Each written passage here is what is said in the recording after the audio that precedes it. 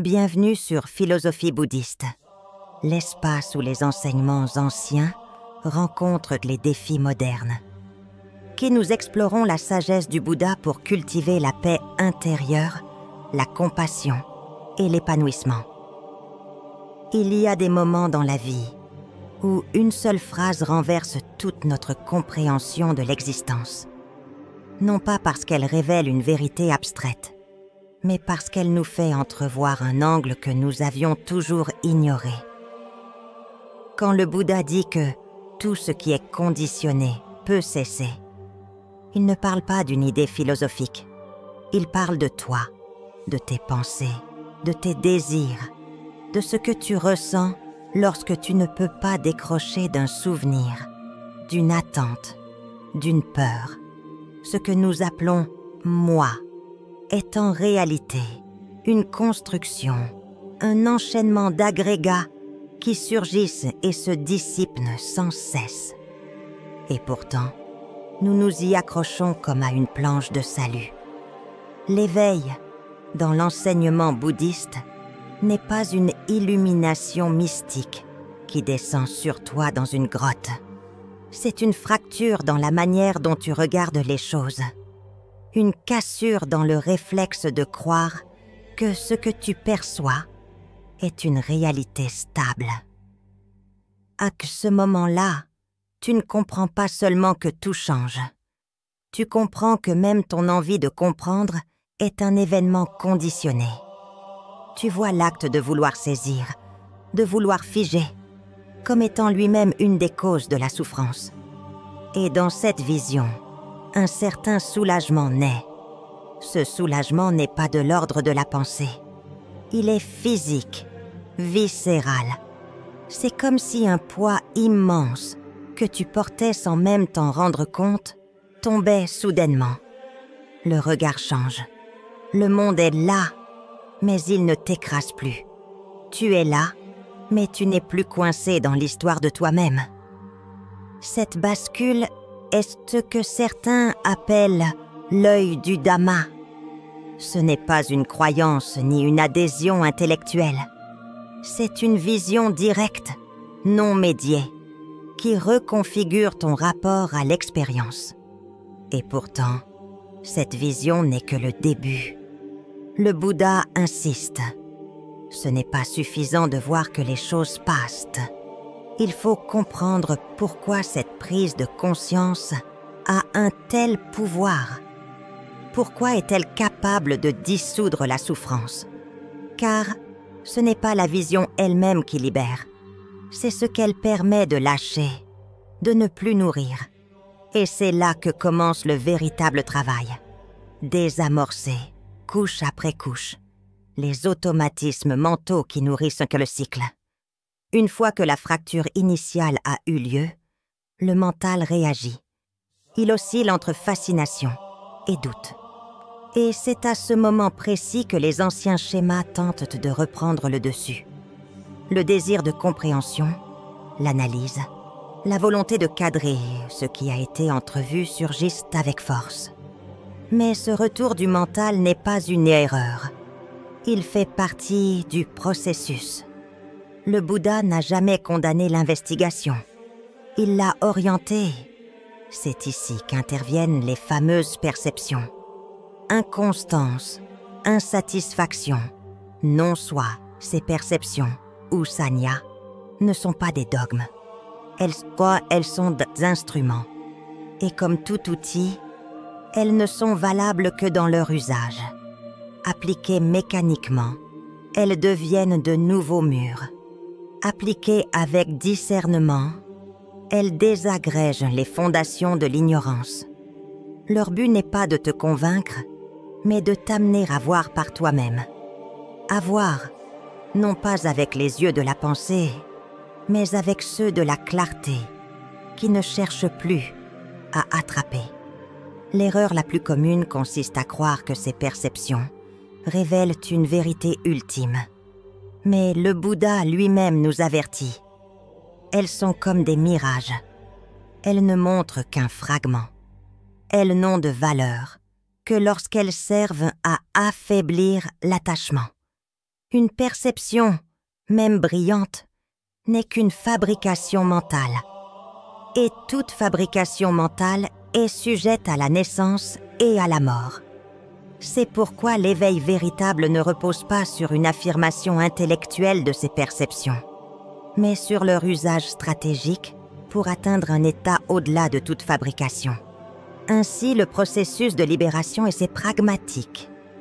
Il ne demande pas d'y croire, il demande de pratiquer. Et dans cette pratique, il ne s'agit pas d'analyser chaque pensée, mais de voir comment certaines perceptions peuvent aider à couper les liens. C'est une dynamique d'abandon progressif, pas un aboutissement immédiat. Il ne s'agit pas de se convaincre que tout est souffrance, mais d'expérimenter ce qui se passe lorsqu'on cesse de courir après le plaisir, de fuir la douleur et de se coller à une identité. Le danger, ici, est subtil. Pensez que voir les choses comme souffrance, impermanence et non-soi suffit. Mais cela peut devenir une posture mentale, une nouvelle manière de se figer. Le Bouddha ne nous pousse pas à idolâtrer ces vues, mais à les dépasser. Car leur but est la désactivation des tendances mentales, pas l'ajout d'une autre couche conceptuelle. Lorsque la pratique mûrit, un retournement se produit. Ce qui était autrefois vu comme des vérités à contempler devient un terrain d'action. Les 4 nobles vérités, souvent comprises comme un exposé métaphysique, prennent ici une tournure radicalement opérationnelle. Elles ne sont pas des énoncés à méditer, mais des tâches à accomplir. Chaque vérité contient une instruction. Comprendre la souffrance, abandonner sa cause, réaliser sa cessation, cultiver le chemin. C'est une feuille de route, pas une doctrine. Et dans cette dynamique, ce n'est pas le monde qui change. C'est l'engrenage de l'attachement qui commence à se gripper. Ce que tu croyais être toi, ce flux d'émotions, de réactions, de désirs, devient un champ d'expérimentation. Tu vois que la souffrance n'est pas dans les choses elles-mêmes, mais dans l'accrochage. Le plaisir n'est pas un piège en soi, mais c'est notre passion pour lui qui l'enracine dans le cycle. La subtilité, ici, est que ce n'est pas une négation du monde, c'est une relecture de ses mécanismes. Tu cesses de penser que tu dois éteindre tes émotions. Tu apprends plutôt à ne plus les alimenter par l'avidité ou l'aversion. Tu ne refuses pas les phénomènes. Tu refuses de leur prêter la solidité qu'ils n'ont pas. Et peu à peu, cette vision modifie ta posture intérieure. Tu n'es plus dans le rejet, ni dans la saisie. Tu es dans une disponibilité qui ne cherche plus à être comblée. C'est cette disponibilité qui rend possible ce que le Bouddha appelle l'entrée dans le flux. Le moment où le chemin cesse d'être une série de bonnes intentions et devient une continuité vécue. Tu n'es plus en train de chercher la libération. Tu es déjà engagé dans son courant. Et ce courant est fait d'attention, d'éthique, de concentration, de discernement. Pas comme des idéaux lointains, mais comme une structure vivante, présente dans chaque geste, chaque choix. Ce n'est donc pas un état statique ou mystique, c'est un mouvement, une transformation qui se poursuit à travers la discipline, la lucidité et la compassion. C'est dans la continuité de ce mouvement que la désidentification s'approfondit. Tu ne cesses pas d'exister. Tu cesses de te prendre pour quelque chose d'immuable. Il arrive un moment où le chemin, lui aussi, commence à s'effacer. Là où il avait été une béquille, il devient un obstacle. Car même les outils les plus affinés, une fois leur fonction remplie, doivent être déposés. Le Bouddha le dit explicitement. Le noble chemin est conditionné, donc impermanent. Il n'est pas la fin, il est ce qui mène à la fin. Et cette fin n'est pas une destruction, mais une absence, une vacuité sans manque. Ce que l'on appelle cessation n'est pas une absence d'expérience, mais une expérience sans appropriation. Tu entres dans une intimité radicale avec ce qui est, sans rien y ajouter. Plus de stratégie, plus d'efforts pour devenir. Ce qui reste, c'est un silence que rien ne trouble, une conscience sans appui. Pas parce qu'elle serait figée, mais parce qu'elle n'est plus référée à quoi que ce soit.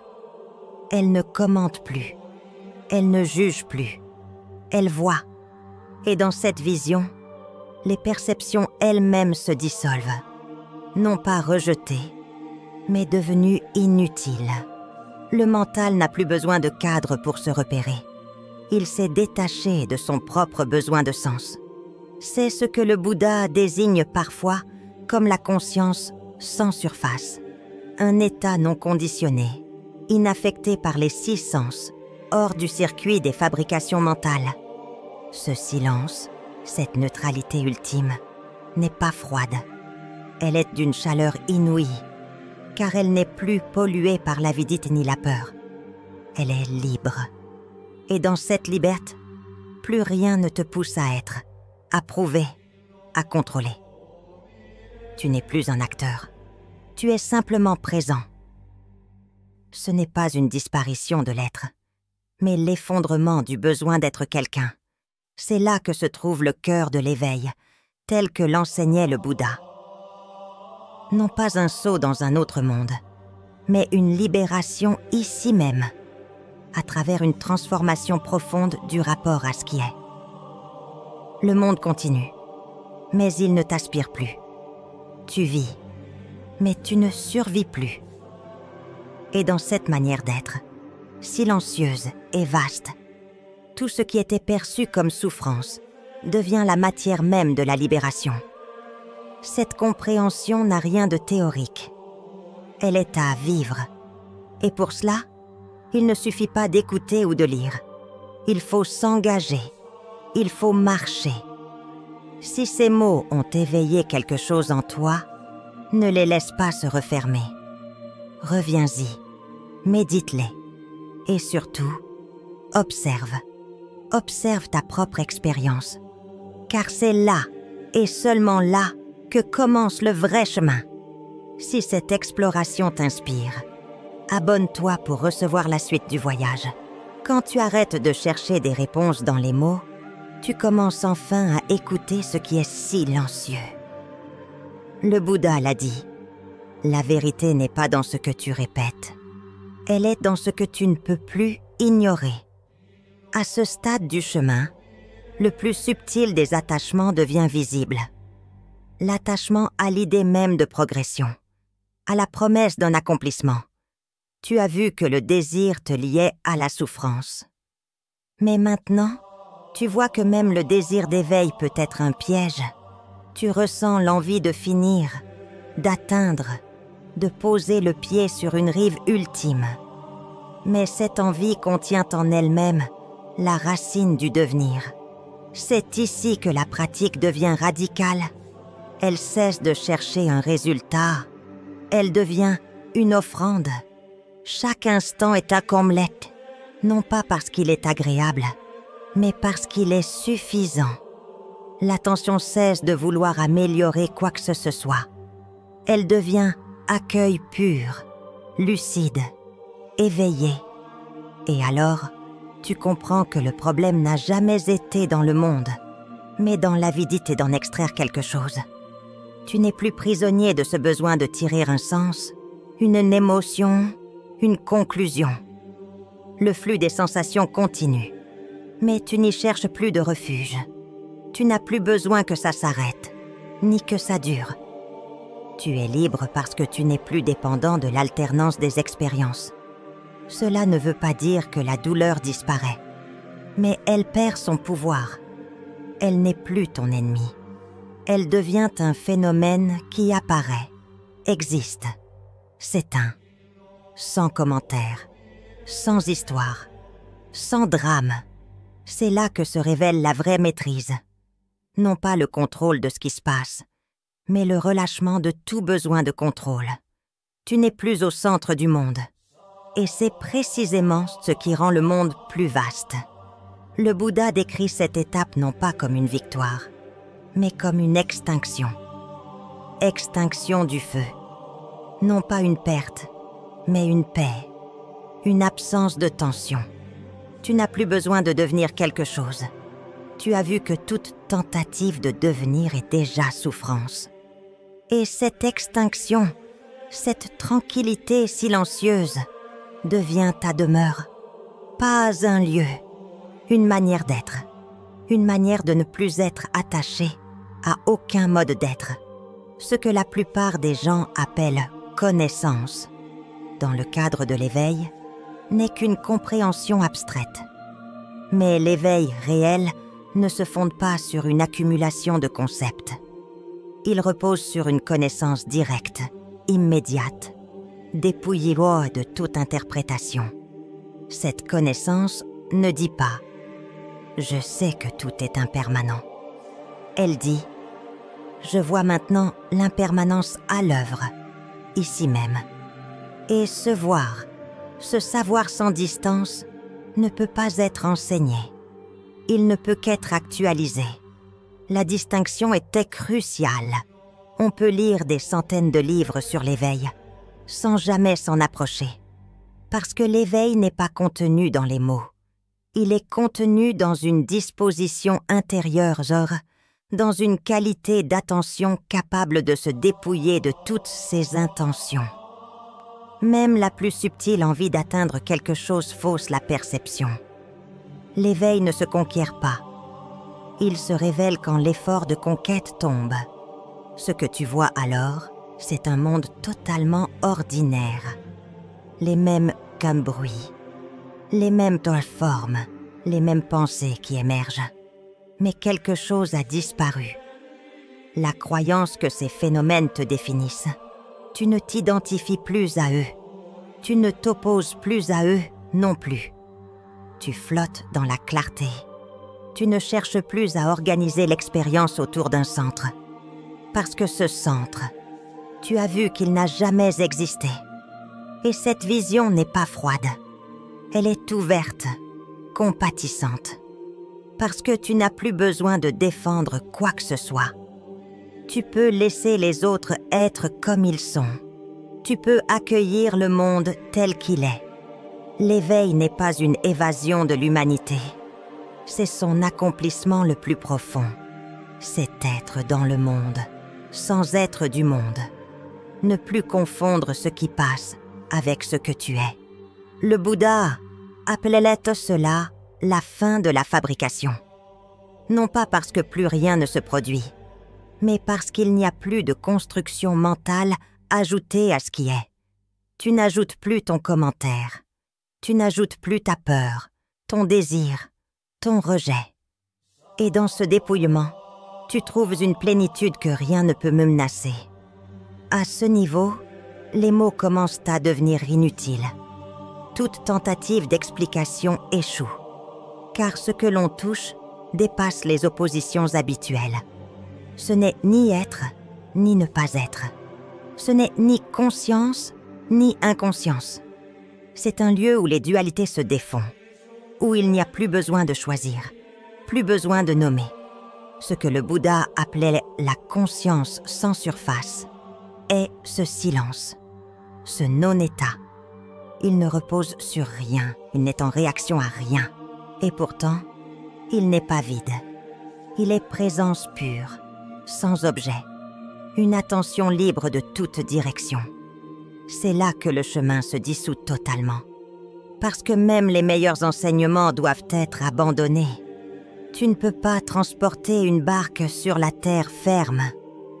Le Dhamma dans son essence la plus profonde est ce qui t'amène à voir que tu n'as jamais été séparé de la liberté. C'est seulement ton attachement à ce que tu croyais être qui t'en écartait.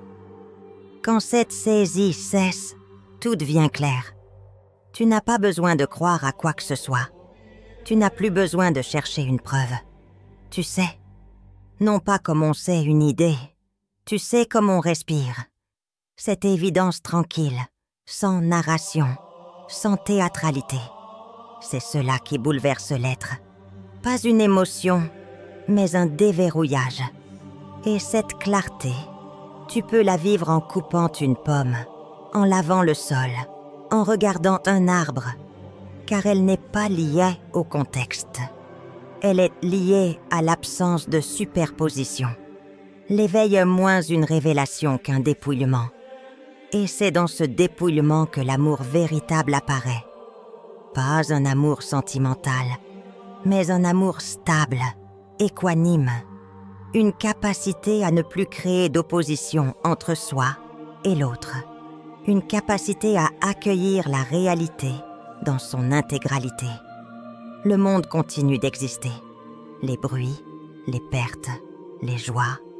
Mais tu n'es plus en résistance. Tu n'es plus en attente. Tu n'as plus de compte à rendre à l'expérience. Tu es simplement là, dans ce qui est, sans vouloir que cela soit autre chose. Ce dernier seuil est silencieux. Il ne se proclame pas. Il ne s'exhibe pas. Il n'y a rien à démontrer, rien à transmettre. Car celui qui s'éveille cesse de se prendre pour un porteur de vérité. Il n'a plus besoin de convaincre, ni de guider. Ce qu'il incarne, c'est la possibilité pour chacun de voir. Voir par soi-même, non pas à travers des concepts, mais à travers la clarté nue d'une expérience directe. Le Bouddha n'a jamais cherché à convertir. Il a simplement pointé vers ce que chacun peut découvrir. Il a offert une méthode, non une croyance. Et cette méthode n'est pas linéaire. Elle est vivante, adaptée à celui qui la pratique. Il ne s'agit pas de suivre aveuglément un modèle. Il s'agit de tester, de voir ce qui libère et ce qui enferme. Et de choisir, encore et encore, la voie qui mène à moins d'attachement, moins de peur, plus de lucidité. Ce chemin n'exige pas de tout abandonner extérieurement. Il exige de lâcher intérieurement les identifications. Le plus grand renoncement n'est pas matériel. C'est le renoncement au « je » rigide, au besoin d'être quelqu'un de défini, d'important, de reconnu. Lorsque cette structure tombe, ce qui reste, c'est une légèreté, une transparence, un être sans épaisseur. Mais ce n'est pas de l'indifférence. C'est un amour non possessif, une intelligence du cœur, une compassion qui ne cherche pas à réparer, mais à comprendre et à laisser être. Ce que tu offres au monde alors, ce n'est plus ton image, c'est ton espace. Une présence qui ne juge pas, qui n'attend rien, qui permet. C'est cela, le fruit de l'éveil. Non pas une fin glorieuse, mais une manière d'être au monde, sans s'y perdre. Ce n'est pas un but à atteindre, c'est une direction à habiter, un regard à cultiver. Et ce regard commence ici, maintenant, dans ce que tu vis, dans ce que tu ressens, dans ce que tu es prêt à laisser aller. Le Bouddha a montré le chemin, mais c'est à toi de marcher. Et chaque pas compte, chaque moment d'honnêteté, chaque instant de silence, chaque mouvement de vérité intérieure est un pas vers la liberté. Si ce voyage intérieur résonne en toi, prends le temps de t'y plonger. Reste avec ces mots, écoute ce qu'ils éveillent. Et si tu veux continuer à explorer cette voie, abonne-toi, car ce n'est qu'un début. Le chemin est là et il t'attend.